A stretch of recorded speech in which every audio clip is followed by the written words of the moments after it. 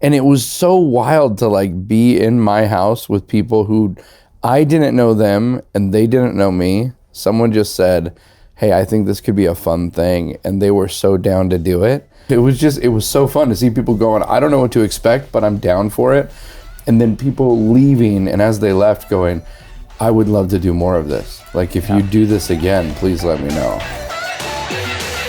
At Between Dreams, we're obsessed with curating and creating meaningful in-person experiences. In a living room right now in California, because we just finished filming and curating an in-person living room storytelling experience. We wanted to take this idea of success as an entertainer doesn't mean getting larger and bigger stages and bigger audiences and more fans. Sometimes it means making it a smaller experience. So he put together a storytelling experience in his living room, and it was an amazing night for all of us kind of behind the scenes making it happen, and more importantly, the people in the audience. So today we're talking about it with my friend Taylor Hughes. What's up, buddy? I'm so glad to be here with you in my living room. You've been in so many different levels of live entertainment, creating experiences for audiences. A lot of times entertainers, speakers, measure success of how big the audience is. Oh, we want to get a bigger theater, a bigger audience, all of these things. But before we get into that, for anyone who doesn't know who you are, a little backstory of what you're up to, what you do when you're not doing shows in living rooms. That's always the funniest question. Is like, how do you explain what you do? Because most of what I do is around being a magician, but everyone's got a weird idea of being a magician. And I do magic and comedy, but it's all storytelling based, and it's not mean magic. I say I like to, just do magic that people are amazed by and they laugh at, but that doesn't put the attention on me. It puts the attention on us and like bigger stuff. So, usually my shows they're funny. You're going to laugh a bunch and, you're going to be amazed, but you'll probably leave and go, I should probably call my dad, I think that the idea of that and not doing mean and for people that don't know what that means, we all, or like even like stand-up comedy, like are afraid to sit in the front row because they're going to get picked on. Even last night, people were like, if I sit in the front, are you going to make fun of me, right? Yeah. Or in magic, it's always like, you're going to ask for a volunteer and now my head's in a guillotine and my wallet's on fire, and this is just not fun for people. So I like to do magic because it reminds people that we don't have it all figured out. But I think to use that to be like, look what I can do that you can't do is silly, because everybody can do stuff that I can't do and would be amazed if I saw it. It's just there's a different way to go about doing magic tricks. I think that it's nicer. So I think that goes right into just like kind of what we wanted to focus on today. Again, this week, you put together a living room storytelling We put show. Together a living room. Yeah, this, largely inspired by what you do with Between Dreams and the different experiences that you've been putting together. It was exciting. Like you said, my first special was on Amazon and beautiful Dynasty typewriter. My second one, big, massive theater in Nashville, 550 seat theater, was great. And then this one, we were like, what if we got 20, 30 people, put them in a living room, and just saw what happened. It was like inspiring, not my show. I enjoyed the show, but like the experience of like just gathering with people in the living room was something I didn't realize I needed until we did it. And I had seen photos and video from when you create these experiences, and I was just like, I wonder if that would work with a storytelling show. And it was so fun. And bridging those two together, like not doing mean magic or not putting the audience in a place where they just feel uncomfortable in any way, whether it's in a big theater or a small show, that relates back to a living room concert, because there's something about what makes a house, what makes a home. It's this safe, I'm going home is associated just for most people, hopefully, comfort, welcoming. You feel safe at my show, and then or come to my home, you feel safe here. You knew a lot of the people that came because you invited friends, obviously, to come. And then there was like this magical thing happened of their friends. You were like, oh, some people were like, can I invite my friends that you don't know? And some friends I invited who they're like, I can't come. Yeah. Could I send a few people? I'm like, sure. And it was so wild to like be in my house with people who I didn't know them and they didn't know me. Someone just said, hey, I think this could be a fun thing. And they were so down to do it. And it reminded me of why we moved to where we live now. Like we've lived in lots of different places. We've lived in, busier parts of the city. We've lived in apartments. And, when we bought this house 9 years ago, we bought it in an area. All these houses are like 1800s, 1900s. We wanted houses where there were no garages.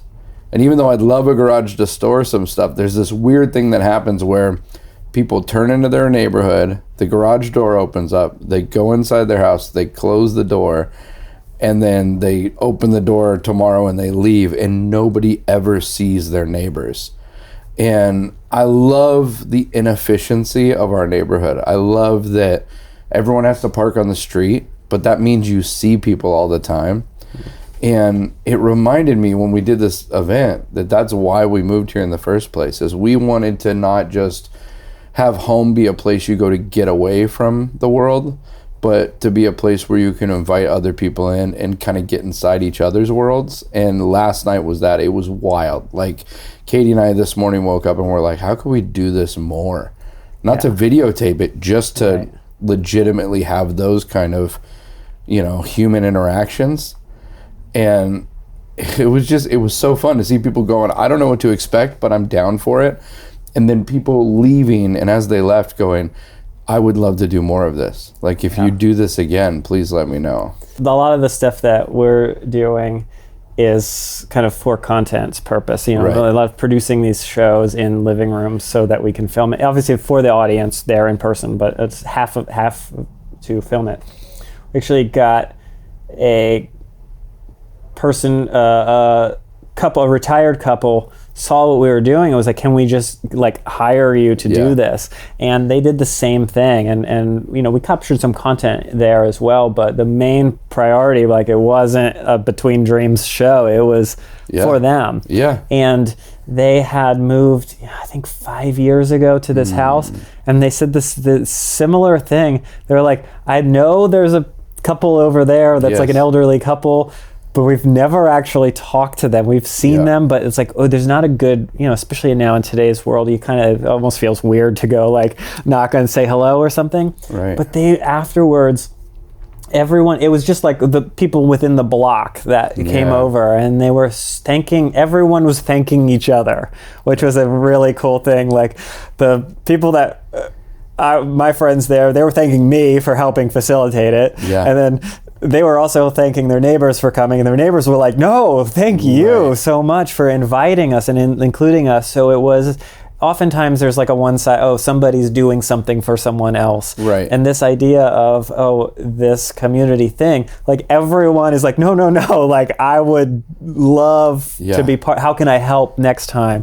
And I don't know of any other things in the community that are really driving that energy of people just being like, no, thank you so much. And it won't stop pointing the finger of, I appreciate you more. No, I appreciate you more.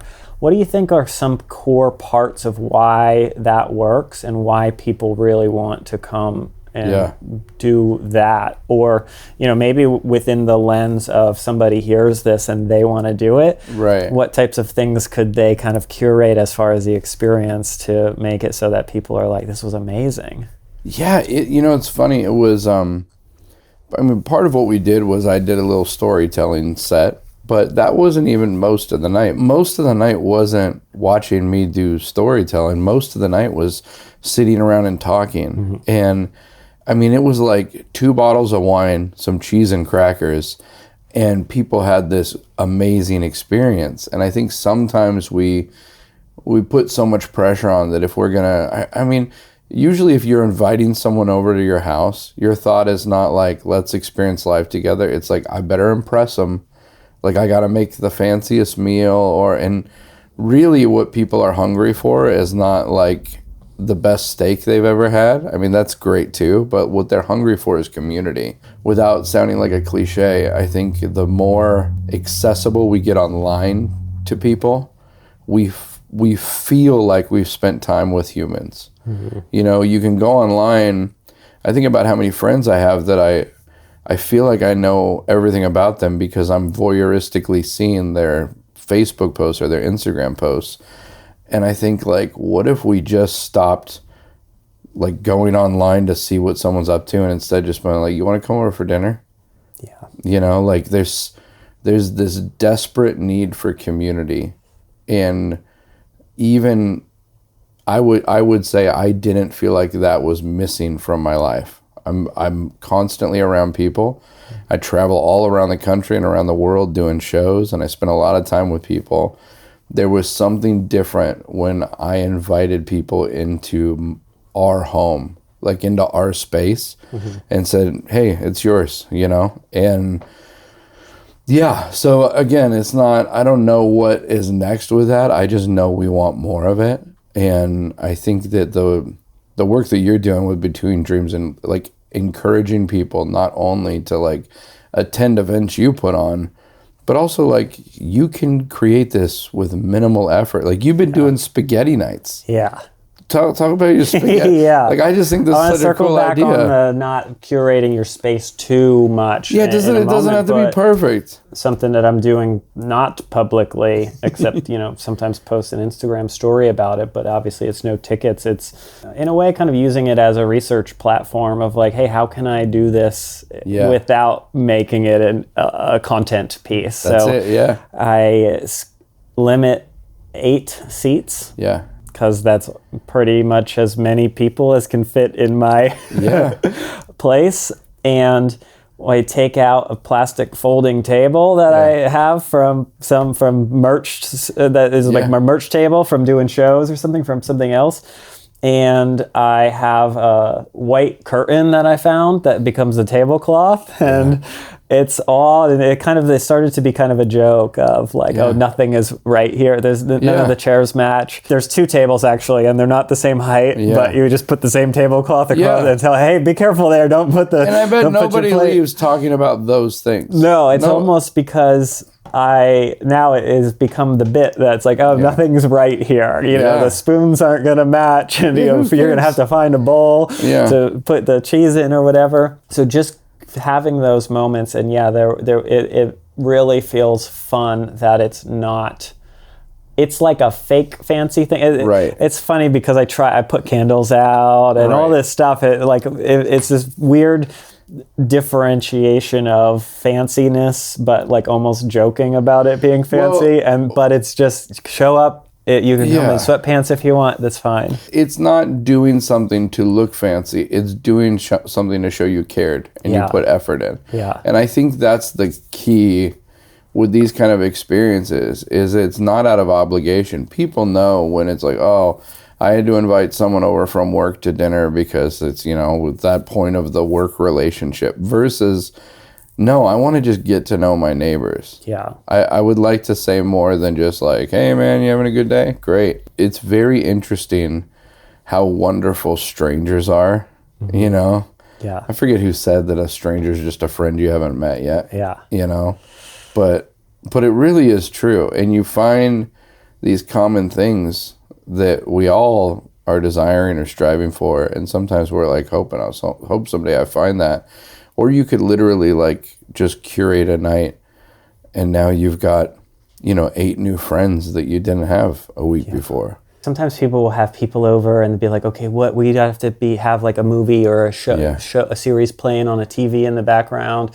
Something that I've really like cultivated my entire adult life. I've never lived anywhere that had a screen in it, aside from my phone or my computer to like do work. Yeah. But there's never been a TV. Yeah. And, you know, you walk into 99% of people's living room and everything is curated in a room to focus on the television. Yeah, almost like it's a shrine to the TV. Yeah, like everything is set up for the focus to be on the TV. Something was, you know, at your show, there was obviously no television on. Right. And I think that seems subtle, but I don't know if it's understood the power of like making sure that you need to think about like a focal point in general, and this is going to get to something that I think is bigger than just don't have a TV on, because you need a focal point and you need to think about like a flow. Like here, people came in the door, they saw that they get it instantly. Oh, there's going to be, like, they knew where you were going to be. Yeah, this is what's happening. And then they flow into the kitchen where there's charcuterie board, all that stuff out there. And to that point, like, you can get a bucket of peanuts and a case of beer and some wine. Yeah. People are like, this is awesome. For $30, you have this cool thing. As I'm thinking through that, like this focal point, and you said the main part wasn't, you think like, oh, I'm thinking like, oh, I don't want to tell stories for 45 minutes when I invite people over. Yeah. But there's this focal point in the sense of you're doing a show or whatever the thing is. Yeah. But as you said, that was only such a small part of it. The bigger thing is like just everything from the arrival. People see it. It's like you can set up cool lights and not with cinema lights or whatever, lamps. Right. Yeah. And then there's this other ancillary things, and obviously I always talk about how the circus really isn't people flying on trapezes. Right. That's like one little piece of it, but it starts 2 weeks before the circus tent goes up. People are like, oh, that's cool. So I love thinking about it. Like you guys have all kinds of stuff in here, and it's like the circus tent is already built, and people can walk in. Made a wonderful circus. Yeah, people can walk in and start talking about it. Oh, this is cool. Oh, what's that? Oh, who is this in this photo? Oh, where'd you get this thing? Oh, none of the mugs match. Like, how did you find all of these things? That's the circus tent going up. Yeah. And then all of these things. So say that to say, for people listening that are like, well, I don't know how to do a 40 minutes of storytelling. And then we're going back to spaghetti night. We just make spaghetti. It's $1. Yeah. You can buy spaghetti for $1 at Trader Joe's. It's crazy. You need two if you have more than six people. So you have $2, and if you just want to get the jar of sauce, you can do that too. That's like $4. Yeah. And you don't need to put on a show. Like we don't do anything. There's make a puzzle. Like, and we don't even do that. We have two, like it's like the living room, and then it moves over, and like we kind of like chat. Yeah. And then I have this cool like tea kettle thing. So there's no show. So I don't want people to think like, oh, if I put together this experience, I need to have a show. No. It's just the bigger mindset of, oh, people coming together, but don't maybe, I mean, I don't want to say also don't have a screen, because if you friends like love watching a movie together, do that, but then make sure there's time before and after to talk about the movie. Yeah, it's just so it's not about no screens, it's the intentionality. It's exactly what I was going to say. It's uninterrupted intentional time. I think even going to dinner with friends, there's a weird thing when you go to dinner at a restaurant, because you're having a great conversation, you're connecting, and then the bill comes, and then you pay the bill, and then you're like, well, there's other people waiting for a table. I guess we're done. And there's this thing that happens at a house where there's the lingering after the meal, and that's where I feel like the best parts are. And again, it goes to, there's no obligation. You did the thing. You did what we said we were going to do, but we're still here together. And that tends to be when the best conversations happen and people let down their guard, because you just created a space where it's okay to waste time together. And it's never a waste of time, but it is just that freedom of like, we don't have to be so productive all the time. We can just be other humans existing in a room together. Yeah. And cool stuff happens. That is a good point of, you go to a movie theater, no one sits in the seat, they don't even wait for the credit, so you sense that it's coming. You see people like anxious to get out, to check their phone or whatever. I don't know of many. Everywhere you go, when it's over, it's like even like theater shows. There's a little bit of hanging out in the lobby, but people really kind of get out of there. So that sense of like feeling like you can stay and linger is really cool.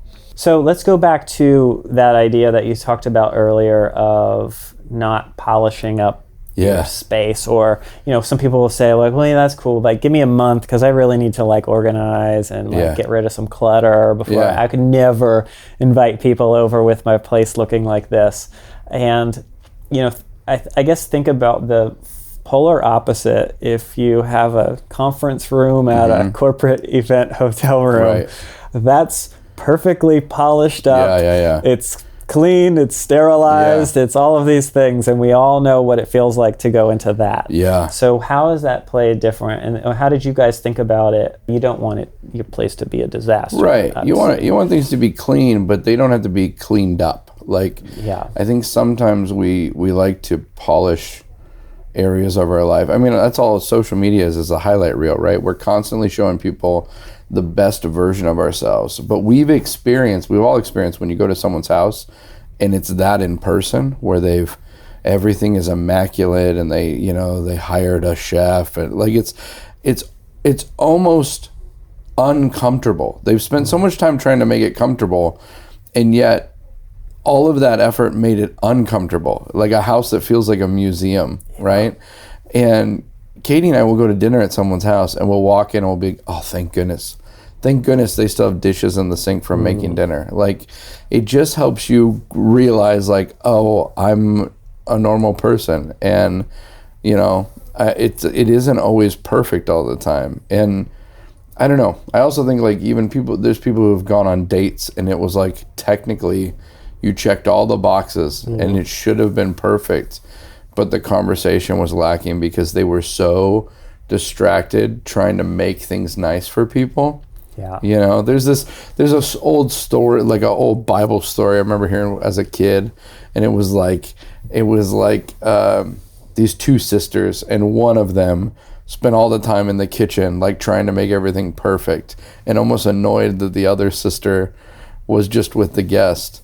But it was the one who was just focused on the guest and just being with them that was the standout thing. Your presence and your engagement and your willingness to go like, yeah, I'm happy to just be here with you. That's the good stuff. If I wanted to go a place that was like perfectly clean, you go stay at a fancy hotel. Like, who cares? No, no one wants to sit around in a fancy hotel room, but I want to sit in your living room and I want to see your cool, weird stuff. So now you're just coming off hosting this get together and then also filming it, so that it's funny. It is kind of a funny thing to like film it and be like, hey, watch this at home, probably alone on YouTube. But I think it's ultimately like, I believe in it, that it'll inspire people, and maybe get together with, watch it with your family, and maybe everyone was going to be watching YouTube on their phone. Hey, let's get together, and it can spark that. Yeah, is there anything that you took away of that was like an unlikely takeaway from that experience? Yeah, for sure. I mean, I think the big thing is like, having everyone in my house and having to be very low key. I noticed that I was different in that environment than I am when I'm on stage at a corporate event or at a comedy club, right? And a lot of the great things happen because you got in this comfortable, relaxed state. And so my thought is like, okay, how can we take that living room vibe into other areas? Like, how can you, when you're not at home, when you're at the office, how can you create that kind of space for people and environment and welcomeness? And it doesn't have to always be perfect. Like, carry all those things that work about this space into the other spaces that you're in. I think that's pretty rad. And it was also cool too because, most of my shows they're comedy magic shows, and for years there was nothing personal. There was nothing that was just like about us. It was like, these are things I think that are funny, but they didn't have anything to do with my life or our family. And my wife and I were at a dinner party with friends, and we sat around a fire pit in the front yard, and we all laughed and told stories, and everyone leans in when you share a story.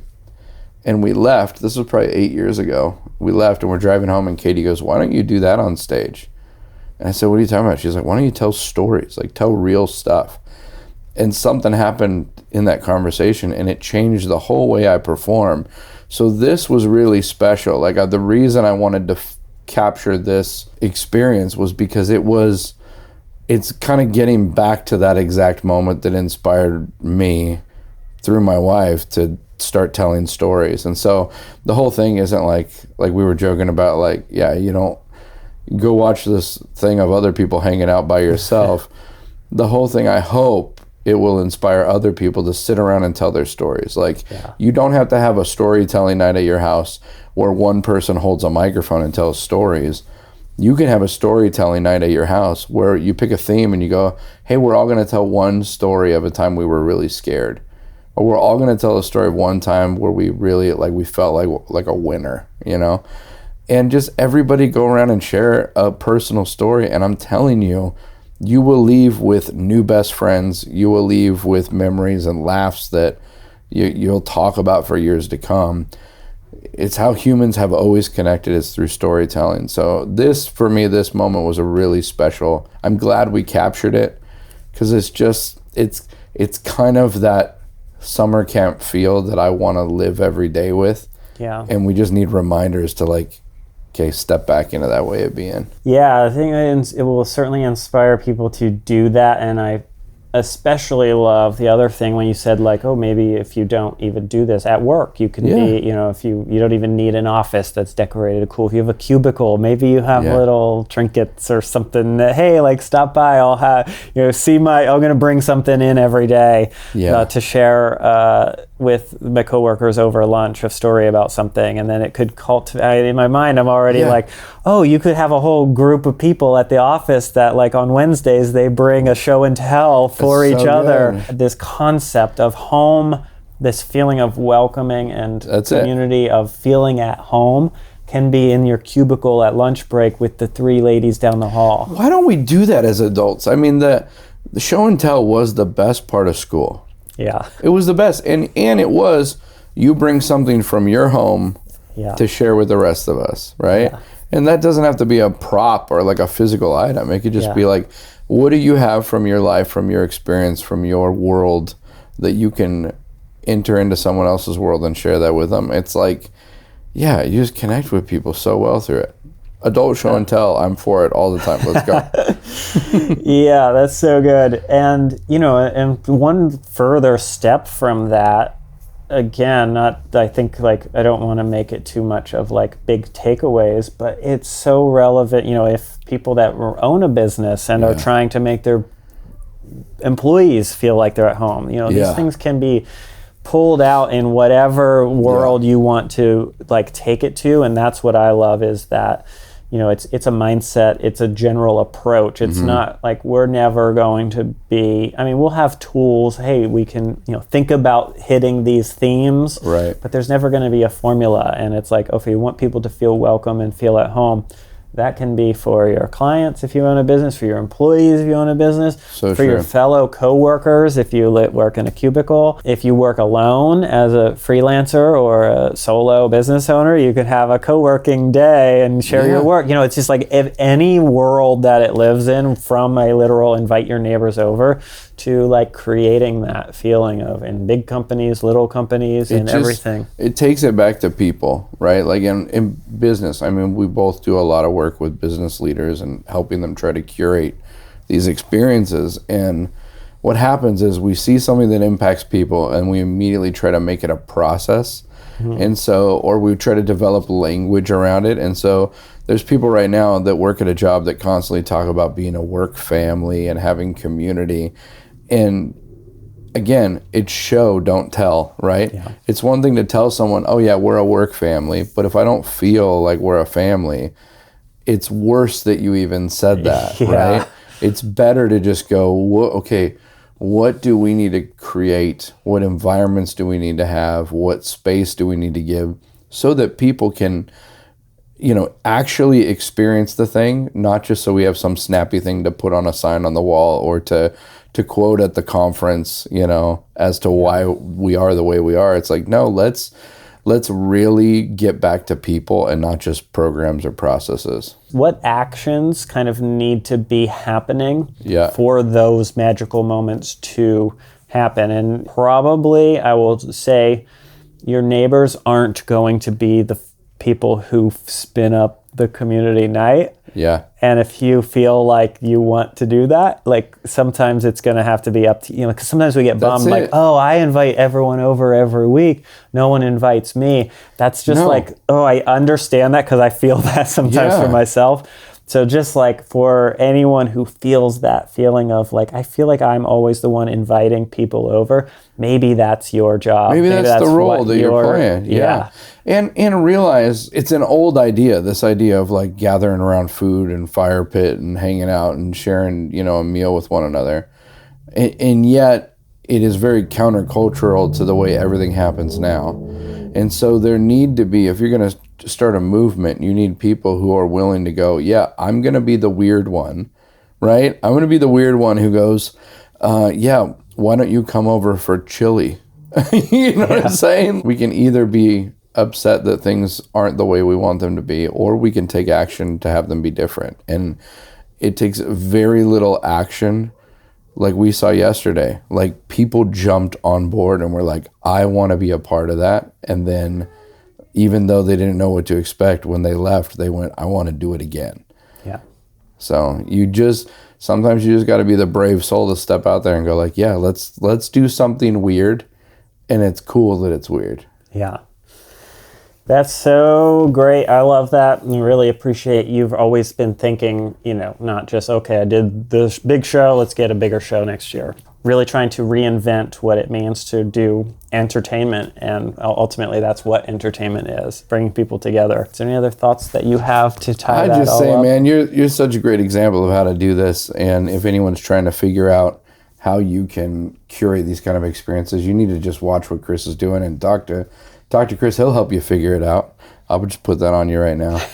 But I really think that this whole getting back to community, it's a need that is desperate, and will be more desperate as, things continue to advance and grow. So yeah, thanks for being the buddy who not only inspires me to want to do that stuff, but when I do have a crazy idea, you're like, yeah, I'll fly there and we'll just do it together. Like you need to find your people who are also a little bit crazy and weird and not afraid to just do something just because. So I love it. Yeah, and we'll just double down on that. If you're feeling bummed that nobody's inviting you over in the neighborhood, that's the sign that you're the person that's supposed to be doing it. When the first person comes in and you're like, oh boy, what have I done? It's like, no, just trust that it's going to happen. And maybe just one person comes, or maybe no people come for the first time. Right. And then you're like, okay, cool, I'm going to try again, and maybe just work out a little bit of a different thing. Yeah. I've also hosted some things and nobody came. The timing worked out. You're like, shoot. And it's like, that's just the encouragement. Like, keep going, keep trying to make these moments together happen, whatever it takes. Yeah, so good.